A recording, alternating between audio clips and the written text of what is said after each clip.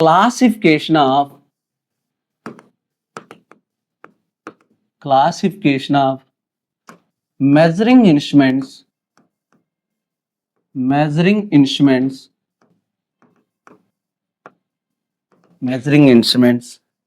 based on output.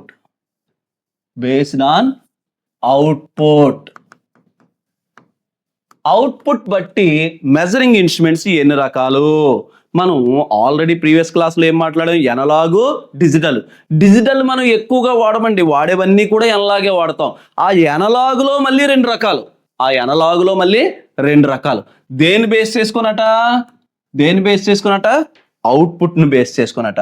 ఏంటా output చూద్దాం. చూడండి, మనకి రెండు రకాల ఇన్స్ట్రుమెంట్స్ ఉన్నాయటండి. ఒకటి డిఫ్లెక్షన్ టైప్ ఇన్స్ట్రుమెంట్. ఏ ఇన్స్ట్రుమెంట్? Deflection type instruments. రెండు నల్ టైప్ ఇన్స్ట్రుమెంట్స్.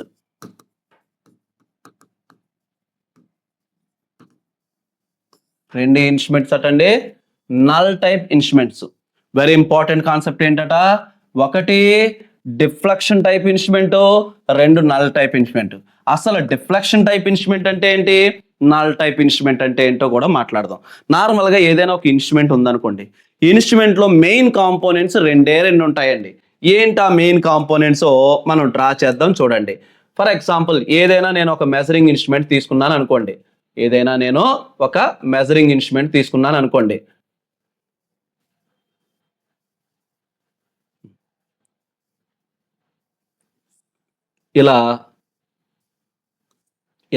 ఒక మెజరింగ్ ఇన్స్ట్రుమెంట్ తీసుకుంటే దాని మీద ఏముంటుందండి? ఒక స్కేల్ ఉంటుంది. చిన్నప్పటి నుంచి మనం చూసినవే, బయట కూడా చూసేవే. ఇలా ఒక స్కేల్ ఉంటుంది. ఈ స్కేల్తో పాటుగా ఒక ముళ్ళు ఉంటుంది. అవునా కాదా? మనం రెండు పాయింట్స్ చూసేవాళ్ళమే, రోజు కూడా రెండు చూస్తున్నాం. ఒకటి ముళ్ళు ఉంటుంది, రెండు స్కేల్ ఉంటుంది. దీన్ని మనం ఇంకా క్లియర్ అండ్ క్లారిటీగా ఏమని చెప్తామో జాగ్రత్తగా చూడండి. దీనిని స్కేల్ అనే అంటాం. దీనిని మాత్రం పాయింటర్ అంటాం. Scale and pointer main equipment of any measuring instrument. ఏముంటాయనంటే ఒకటి స్కేలు, రెండు పాయింటర్ ఉంటుంది. ఒకటి స్కేలు, రెండు పాయింటర్ ఉంటుంది. ఇప్పుడు మనం మాట్లాడుతున్నటువంటి పాయింట్ ఏంటో ఒకసారి జాగ్రత్తగా చూడండి. ఏం మాట్లాడుతున్నానో? ఒకటి స్కేలు, రెండు పాయింటర్ ఉంది. అయితే ఇక్కడ మనం మాట్లాడుకోవాల్సినటువంటి పాయింట్ ఏంట్రా అంటే, ఈ స్కేల్ దేంతో తయారు చేస్తారు, పాయింటర్ దేంతో తయారు చేస్తారు అనేది లెసన్స్లోకి వెళ్ళే కొలది మాట్లాడదాం. ప్రస్తుతానికి ఈ స్కేల్ యొక్క మూమెంట్ బట్టి, ఈ పాయింటర్ యొక్క మూమెంట్ బట్టి రెండు రకాలుగా డివైడ్ చేశారు. ఏంటది అని అంటే, మనం కాలేజీల్లోనో డైలీ లైఫ్లో చూసేటువంటివి ఇన్స్ట్రుమెంట్స్ చూసామనుకోండి, ఎలా ఉంటుంది? ఫర్ ఎగ్జాంపుల్ ఒక బల్బు ఆన్ చేసామనుకోండి, ఇలా చూపిస్తుంది. 2 బల్బులు ఆన్ చేస్తే ఇలా, 10 బల్బులు ఆన్ చేస్తే ఇలా, 20 బల్బులు ఆన్ చేస్తే ఇలా తిరుగుతున్నట్టుగా చూసాం. ఏం తిరుగుద్ది? పాయింటర్ తిరుగుద్ది. ఇప్పుడు ఇదే మీరు కిరాణా షాప్కి వెళ్ళారు, ఏదో ఒక రేషన్ షాప్కి వెళ్ళారు, ఏదో ఒక ఒక డీమార్ట్కి వెళ్ళారు. ఇలాంటి పెద్ద పెద్ద షాపులకు కానీ ఏదైనా వెయిట్ కొలిసేటువంటి షాపులకి వెళ్ళారనుకో, అక్కడ ఏం జరుగుతుంది చెప్పండి? ఇలా పాయింటర్ మధ్యలో ఉంటుంది, కానీ స్కేల్ వచ్చి ఇటు కదులుతూ ఉంటుంది. స్కేల్ ఇలా ఫస్ట్ స్టార్టింగ్లో ఇలా ఉంటుంది, ఉండి బరువేయగానే ఇలా ఏం మూవ్ అవుద్ది? స్కేల్ మూవ్ అవుద్ది. కానీ మనం కాలేజీలో చూసినవి, బయట ఉన్నటువంటి ఇన్స్ట్రుమెంట్స్, బైక్కి సంబంధించినటువంటి ఆ ఇన్స్ట్రుమెంట్లో ఏదో కొలుస్తుంది కదా, స్పీడ్ కొలుస్తుంది కదా, అది కానీ బయట ఎక్కడన్నా చూస్తే అవన్నిటిలోనూ కూడా ముళ్ళే కదులుతున్నాయి. కానీ కిరాణా షాప్లో మాత్రం ఏం కదులుతుంది? స్కేల్ కదులుతుంది, పాయింటర్ మాత్రం స్టిఫ్గా ఉంటుంది. Here very important, scale move అయ్యి పాయింటర్ ఫిక్స్డ్గా ఉంటే those type of instruments are called as null type instruments అని అంటాం. అలా కాకుండా పాయింటర్ మూవ్ అయ్యి స్కేల్ ఫిక్స్డ్గా ఉంటే ఆ టైప్ ఆఫ్ ఇన్స్ట్రుమెంట్స్ ఏమంటారు అని అంటే, అంటే డిఫ్లెక్షన్ టైప్ ఇన్స్ట్రుమెంట్స్ అంటాం. హియర్ నేను అంటున్న పాయింట్ ఏంటో చూడండి. Simple and easy concept. ఏంటా సింపుల్ అండ్ ఈజీ కాన్సెప్ట్? ఇందులో స్కేల్ ఎలా ఉంది, ఇందులో స్కేల్ ఎలా ఉంది, ఇందులో పాయింటర్ ఎలా ఉంది, ఇందులో పాయింటర్ ఎలా ఉంది, ఇది తెలుసుకోవడమే deflection type instrument and null type instrument. చెప్పండి, ఇందులో స్కేల్ ఎలా ఉంటుందని చెప్పాను నేను. స్కేల్ ఫిక్స్డ్గా ఉంటుంది, స్కేల్ ఫిక్స్డ్గా ఉంటుంది.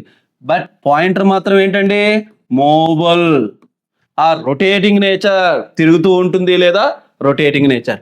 మరి ఇందులో ఎలా ఉంటుందని చెప్పాను, ఇందులో ఏదైతే పాయింట్ ఉందో అది ఎలా ఉంటుంది, ఫిక్స్డ్గా ఉంటుంది. కానీ ఇది ఎలా ఉంటుంది, ఇది ఎలా ఉంటుంది, మూవబుల్.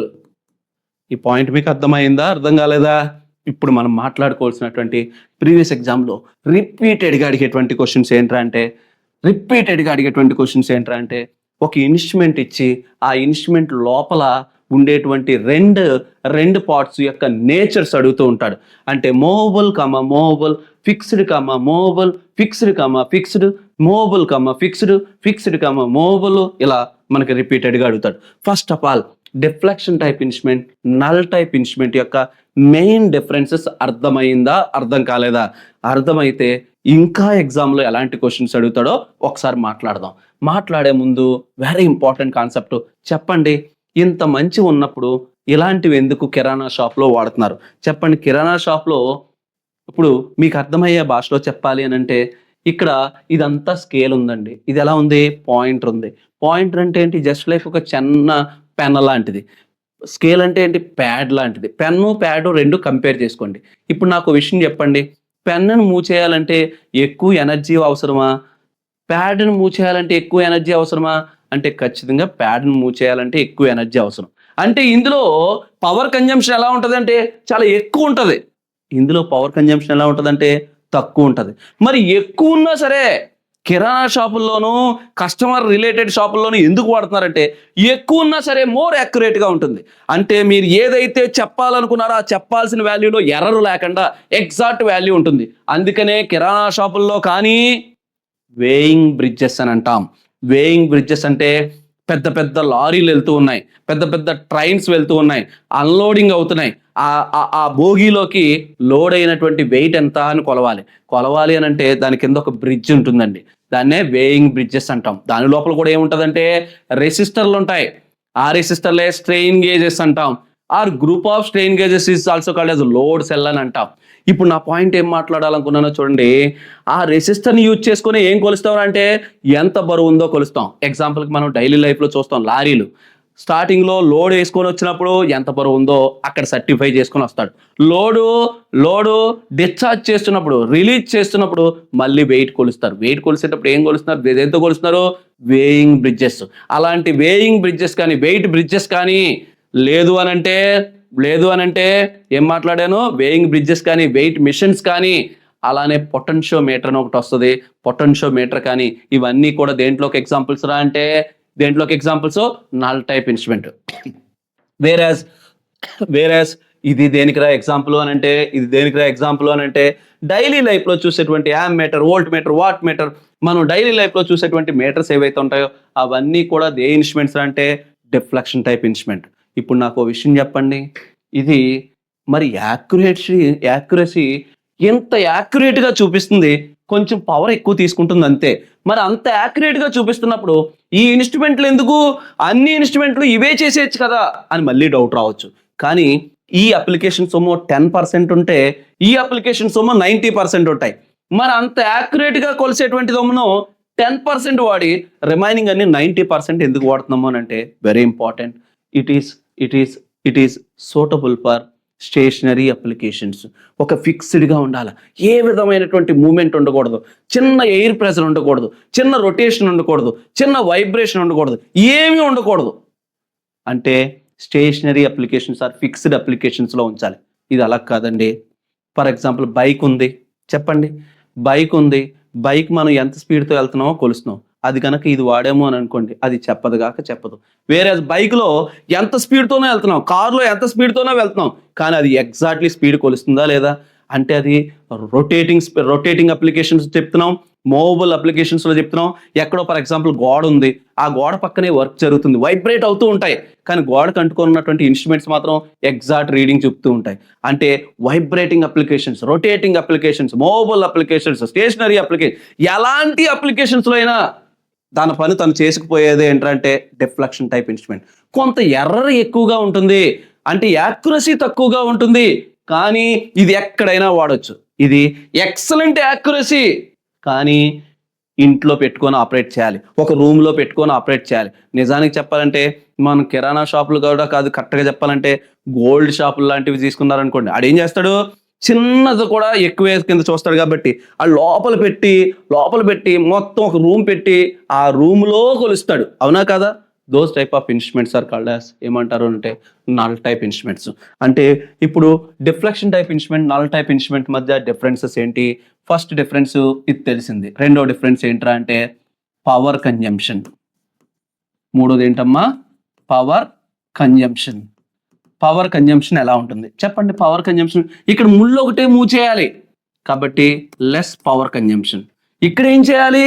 స్కేల్ అంతటినీ మూవ్ చేయాలి, అందుకని more power consumption. Here very important concept. ఇక్కడ ముళ్ళు ఒకటే అవడం వల్ల ఎప్పుడైనా ఈ ముళ్ళు అనుకోకుండా రొటేటింగ్ అప్లికేషన్స్లో వాడుతున్నాను, అంటే మూవబుల్ అప్లికేషన్లో వాడుతున్నాను. ఆ వస్తువు మూవ్ అవుతున్నా సరే ఈ స్కేల్ మూవ్ అవ్వకుండా, పాయింటర్ మూవ్ అవ్వకుండా ఒక స్ప్రింగ్సో దేన్నో దాన్ని పెడితే చాలా ఈజీగా కంట్రోల్ చేయగలం. కానీ ఈ స్కేల్ అంతటినీ కూడా ఎక్కడైనా మూవ్ అవుతున్న దగ్గర అలా పట్టుకొని ఉండాలంటే ఎక్కువ ఎనర్జీ కావాలన్నాను కదా, అలానే కంట్రోల్ చేయడం కూడా డిఫికల్ట్. అంటే హియర్ కంట్రోలింగ్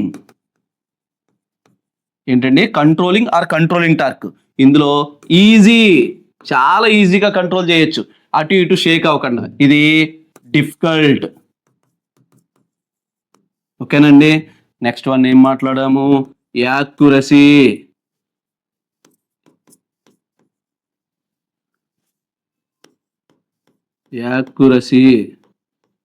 యాక్యురసీ ఎలా ఉంటుందని చెప్పాను? ఇది excellent accuracy or more accuracy ఉంటుంది. ఇది ఎలా ఉంటుంది అని అంటే లెస్ యాక్యురసీ ఉంటుంది. క్లియరా? సో తర్వాత అప్లికేషన్స్ ఎలా ఉంటాయని చెప్పాను? అప్లికేషన్స్ ఎలా ఉంటాయని అంటే ఇది ఓన్లీ ఫిక్స్డ్ ఆర్ స్టేషనరీ. ఇది ఎలా అండి? All type of applications.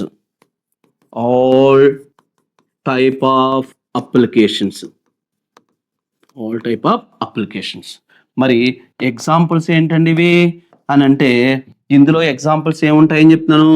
Wait machine.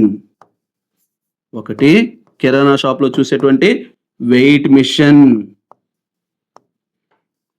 Weight bridge or weighing bridge అని అంటాం.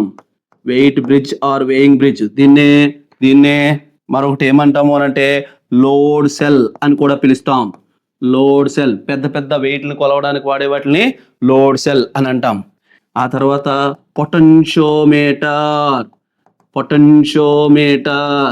దీని గురించి మనం వెళ్ళే కొద్ది రెసిస్టెన్స్ కొలుస్తున్నప్పుడు దీని గురించి మాట్లాడదాం. వెయిట్ చేయండి. ఇక్కడ ఏంటండి examples ammeter, voltmeter, wattmeter, power factor meter, మనకు కనపడేటువంటి ఆల్మోస్ట్ అన్ని మీటర్లు కూడా దీంట్లోకి వస్తాయి. So clear? ఇది ఎగ్జామ్ పాయింట్ ఆఫ్ వ్యూ చాలా ఇంపార్టెంట్. డిఫ్లెక్షన్ టైప్ ఇన్స్ట్రుమెంట్ అంటే ఏంటి, నల్ టైప్ ఇన్స్ట్రుమెంట్ అంటే ఏంటి అని రిపీటెడ్గా అడుగుతున్నాడు. సో మనం వాడే ఇన్స్ట్రుమెంట్స్ ఏ ఇన్స్ట్రుమెంట్స్ అండి? మెజారిటీ 90% ఆఫ్ ఇన్స్ట్రుమెంట్స్ అన్నీ కూడా యూజర్ ఫ్రెండ్లీ ఇన్స్ట్రుమెంట్స్ అంటాం. That instruments is called as deflection type instrument. So ఈ డిఫ్లెక్షన్ టైప్ ఇన్స్ట్రుమెంట్స్ మళ్ళీ డిపెండింగ్ అపాన్ అప్లికేషన్ బట్టి మళ్ళీ క్లాసిఫై చేసాం. అవి ఏంటో మాట్లాడదాం.